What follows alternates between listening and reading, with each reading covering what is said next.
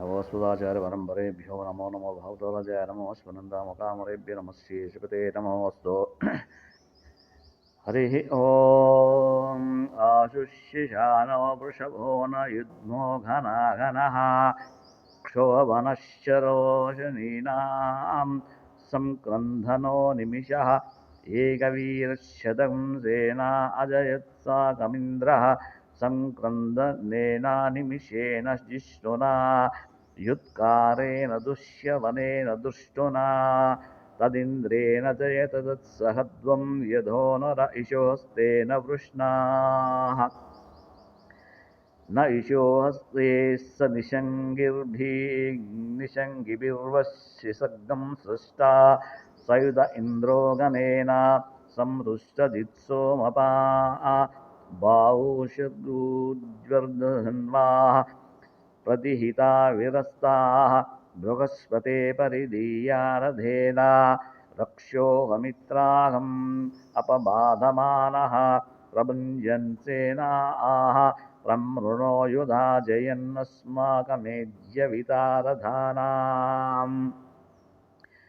गोत्रभिदं गोविदं वज्रबाहुं जयन्तमज्जिमप्रवृन्तमोजसा इमं स जाता अनुवीरयध्वमिन्द्रघं सखायोऽनुसम्रबध्वं जलविज्ञायत्सविरः पवीरः सहस्वान् वाजी सहमान उग्रः अभिवीरो अभिसत्त्वा सहोजा जैत्रमिन्द्रशतमातिष्ठ गोवित् अभिगोत्राणि सहसा गाहमानो धायो वीरश्चिरमन्युरिन्द्रः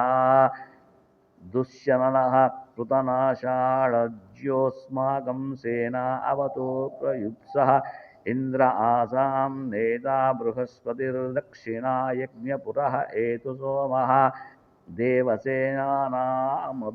यतीनां जयन्तीनां मरुतो यन्वग्रे इन्द्रसभिवृष्णोः वरुणस्य राज्ञ आदित्यानां मरुतां शर्ध उग्रं महामनसां भुवनस्य वाचा वानां घोषो देवानां जेतामुदस्तात् अस्माकमिन्द्रसंवृतेषु ध्वजेष्मस्माकं या च इव स्थाजयन्तुः अस्माकं वीरा उत्तरे भवन्त्यस्मानुदेवा अवताहवशेषु उद्धर्षयमकवन्ना यदाम्युत्सत्त्वं मानां मामकानां महांसि उद्दत्र हन्वाजिनां वाजिनान्युद्रधानां जेतामेतुघोषः उपप्रेतजेतानुरस्थिरा वस्सन्तु भावः इन्द्रो नः शर्म यच्चत्वना दृष्टा यदा ततः अवसृष्टावरावत शरव्ये ब्रह्मसंहिता गच्छामित्रान् प्रविशमैषां कञ्चनोच्छिषः मर्माणि ते वर्म भिक्षादयामि सोमस्वा राजामृते नाभिवस्ताम् उरोर्वरियो वरिवस्ते अस्तु जयन्तं त्वामनुमदन्तु देवाः यत्र बाणाः सम्मुदन्ति कुमारा विशिखा इव इन्द्रो न तत्र पुत्रः विश्वाः शर्म यच्छतुः